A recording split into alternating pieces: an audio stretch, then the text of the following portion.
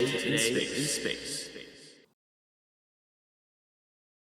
Hello and welcome to Today in Space. I'm your host, Alex Giafanos, and this week on Today in Space, we're going to talk about some commercial crew progress. There's some great stuff to talk about there between SpaceX and Boeing, and by proxy NASA, and we've also got some stuff to talk about in interstellar space with Voyager 2, so let's just get right into it. This past week, SpaceX and Boeing both had tests of their commercial crew spacecraft. So Crew Dragon for SpaceX and the CST-100 Starliner for Boeing. And we'll start with SpaceX first. They had their first successful multi-parachute test for the Crew Dragon, which SpaceX is using a new parachute design. It's the Mark III design.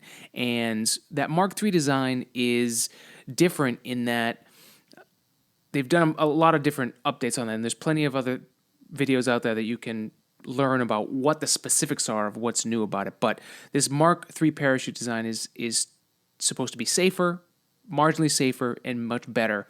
And this is the 13th test of the Mark III parachute, but it's the first test that SpaceX has done with the multi-parachute test. So there's 4 of these parachutes, and this is the first time that they've tested that. They need to do 10 times of successful testing in a row to prove that it's safe enough. That's NASA's standard, that they're okay with saying, hey, crew is going to fly.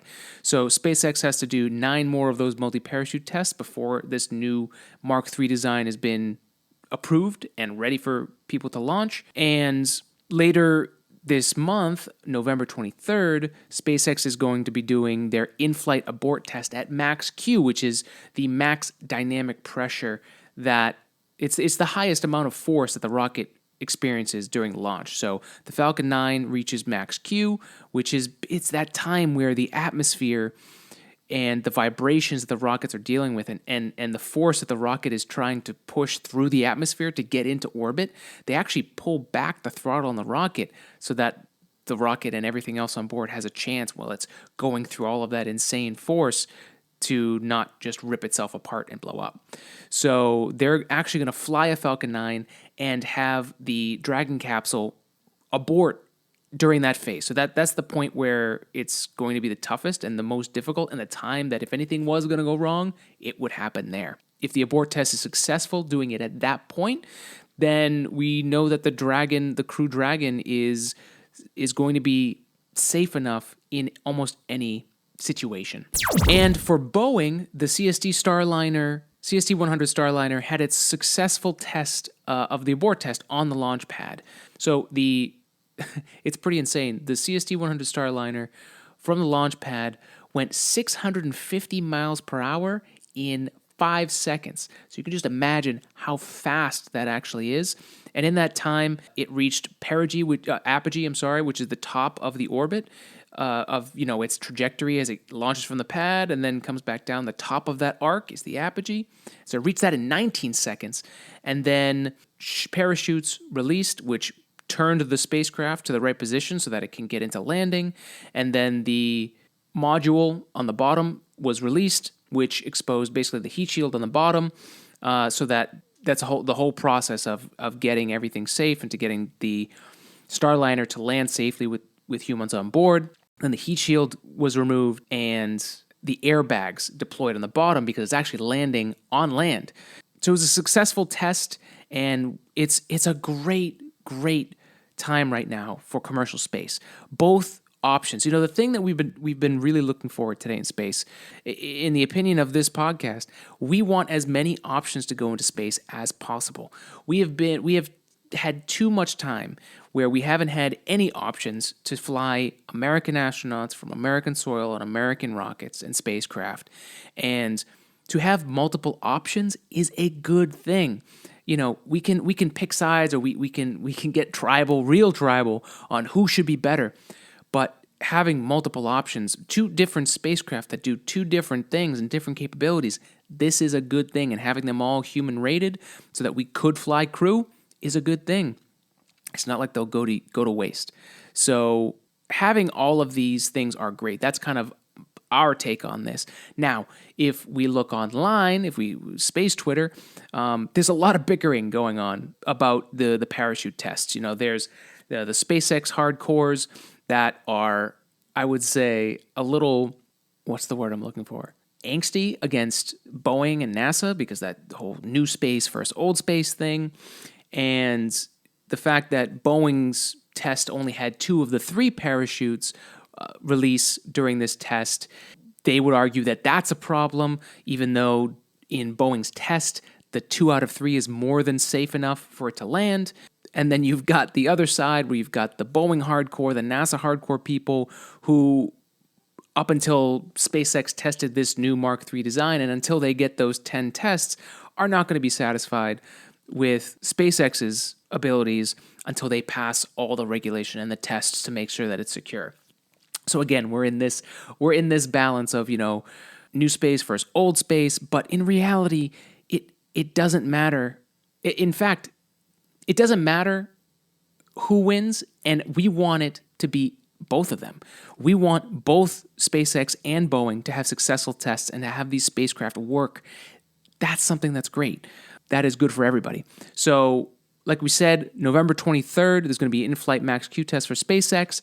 In December sometime, there's still, this test was dependent on this timeline. So this last test that Boeing did means that they can now move forward to an uncrewed robotic test of the Starliner, which will launch on an Atlas V and go to which just started getting put vertical. So it's LVOS is what it's called. And there's a video, we'll put a link here so you can see it here, but the Atlas V that Starliner will be flying on is now being prepared by the United Launch Alliance, and that's coming up in December sometime. There's no date at this moment, but they will be doing that robotic test to fly to the ISS, dock to the ISS, and basically proof everything out for the spacecraft before they ever put crew on it. So again, like I said, both successful. This is great. This is amazing for the American space industry right now.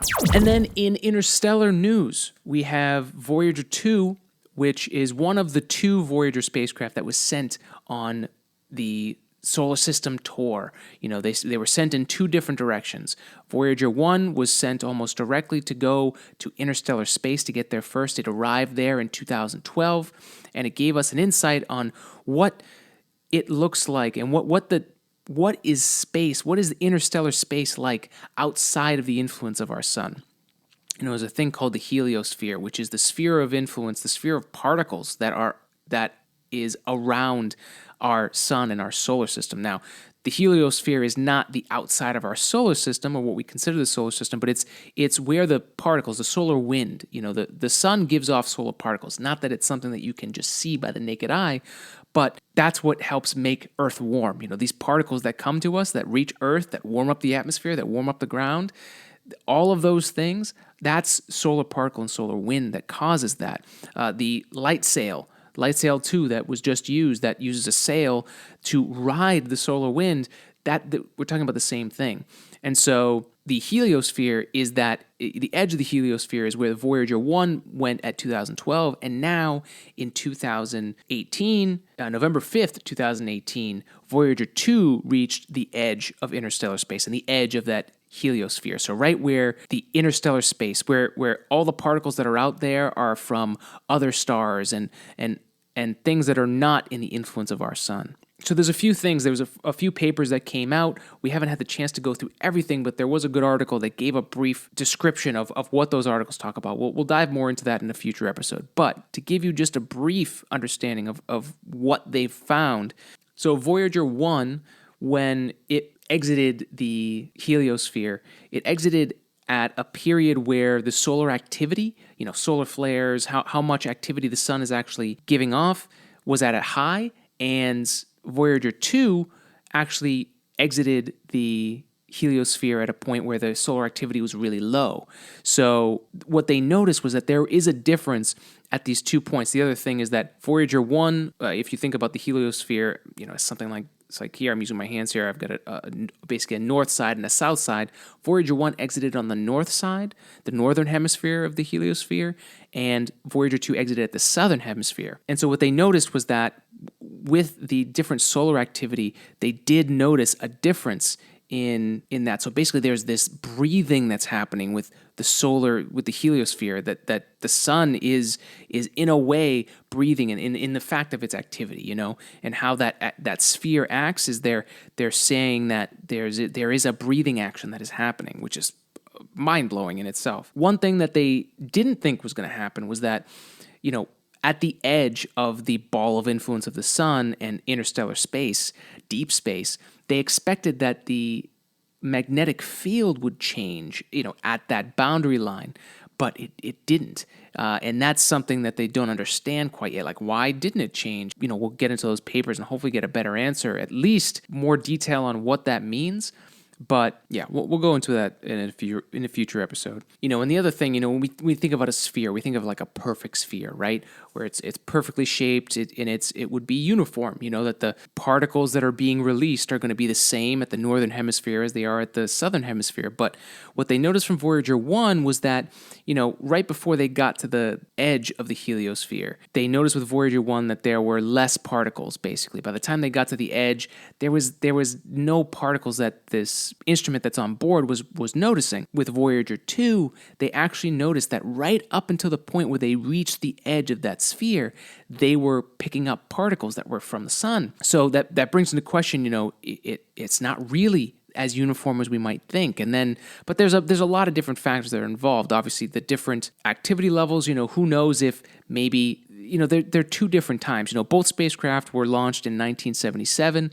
They reached the edge of our heliosphere at different times, mainly because Voyager 2 had the solar system tour. It went through and gave us views of all the planets as it made its way out. So that's where that 5-year, or actually 6 to 7 year difference occurred. So now the big question is, what's next for Voyager, both Voyager probes, and it's powered by RTG, so radioactive thermoelectric generators. So plutonium-238, it's literally nuclear energy that's running these spacecraft. So as nuclear energy takes longer, it decays, which means there's less fuel over time.